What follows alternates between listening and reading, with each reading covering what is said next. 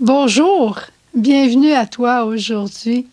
Qu'est-ce que tu dirais si on allait faire un tour en bateau aujourd'hui ensemble? Es-tu prêt à marcher sur les eaux? Es-tu prêt à accueillir l'appel de Jésus? J'ai pas entendu ta réponse. As-tu déjà marché sur les eaux? Pas certain, hein? Des fois, on dit j'ai marché sur des œufs, mais marcher sur les eaux, peut-être qu'on ne l'a pas fait. Alors, on est tout de suite dans l'Évangile après la multiplication des pains. Pour bien comprendre un récit, c'est bien d'entrer dans le récit, d'y être participant. Alors, Jésus a renvoyé la foule, il a dit à ses apôtres d'aller de l'autre côté du lac, parce que lui voulait aussi pouvoir se retirer et prier un peu. Puis Jésus aimait aller au désert, aimait aller dans un endroit très silencieux pour rencontrer son Père. C'est pareil pour nous. On a besoin de ces espaces. On a besoin de cette chambre haute où on peut aller pour reconnaître la voix de Dieu. Des fois, les gens disent, moi, je n'entends pas le bon Dieu quand il me parle. Mais c'est sûr que quand la télévision joue, quand la radio joue, quand tout le monde parle en même temps, on ne peut pas entendre vraiment la voix de Dieu. Mais au fond de notre cœur, dans le silence, on finit par l'apercevoir.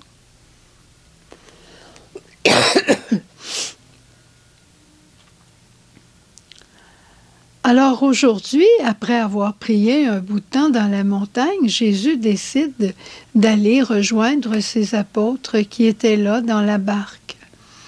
Et il marche sur les eaux, tout simplement, pour montrer qu'il est le maître. Hein? Il est le maître de toutes les forces, de toutes les puissances. Alors il marche sur les eaux, les apôtres le voient venir, ils ne reconnaissent pas que c'est Jésus, ils croient que c'est un fantôme. Alors ils ont peur, Jésus les entend, comprend leur cœur, puis il leur dit « Arrêtez-vous, n'ayez pas peur, c'est moi, soyez sans crainte. » Eh bien, Pierre, l'intrépide, lui, il dit « Eh bien, si c'est toi, Jésus, ordonne-moi de venir à toi. » Ben, Jésus lui dit « Si tu veux venir, Pierre, viens. » Puis, là, Pierre commence à marcher sur les eaux, par grâce de Dieu, en regardant Jésus, puis à un moment donné, il se met à caler. Pourquoi il a calé? Il a certainement vu qu'il y avait du vent. Il a certainement vu les vagues. Il a certainement pensé aussi qu'il pouvait se noyer. Puis là, qu'est-ce qu'il a fait? Il a crié auprès de Jésus, « Jésus, secours-moi, sauve-moi » et il a tendu la main et Jésus a pris sa main, puis il l'a ressorti de l'eau. Magnifique! Jésus va lui faire un petit reproche, mais je dirais un reproche amical, un reproche plein d'amour. Ta foi n'est pas encore très, très grande, mon Pierre. Il a dû lui donner une tape sur les joues ou une tape sur le dos. Puis, ils ont continué ensemble. Un geste d'affection. Pierre, il est fragile. Il aime, mais il est fragile. Mais ce qui est merveilleux, c'est qu'il sait crier et il sait où crier. Et Jésus, à la fois, est là et Jésus entend et il répond.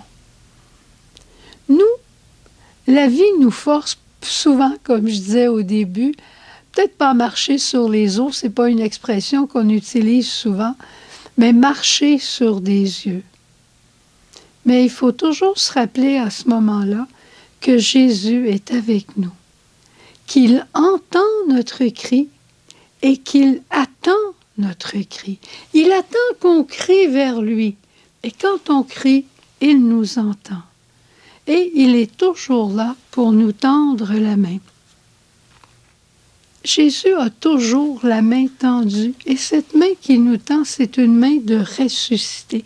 C'est sa main clouée sur la croix qui est ressuscitée et qui a gardé les plaies glorieuses. Et dans ces plaies, nous trouvons la guérison. Alors, nos peurs, nos craintes, nos doutes, on les remet à Jésus, on crie vers lui, il nous attend et il nous entend. Et prenons le temps aussi de le montrer aux autres. Des fois, d'autres peuvent être mal pris, puis on peut leur dire, tu sais, je te comprends, je passe par là ou j'ai passé par là. Quelle solution que tu as trouvée? C'est de crier vers Jésus, de lui demander son secours. Ça a tout réglé tes affaires? Pas nécessairement tout réglé, mais j'ai retrouvé la paix du cœur et j'attends encore de sa réponse. J'attends avec un cœur de pauvre parce que je veux dépendre de lui, parce que j'ai confiance en lui. Et à notre tour, tendons la main vers nos frères. Peut-être parfois que Dieu prendra notre main pour la tendre à quelqu'un d'autre. Confiance à toi. La parole que le Seigneur te donne aujourd'hui, en Jésus-Christ, vous aussi, vous avez été intégrés à la construction pour devenir une demeure de Dieu dans l'Esprit. C'est dans Saint Paul aux Éphésiens, au chapitre 2, verset 22. Et l'Esprit de Dieu habite en toi. Partage-le avec les autres. Que le Seigneur nous bénisse et nous garde et qu'il fasse briller sur nous son visage. Au revoir. Bonne journée. À demain. Aie confiance. Jésus.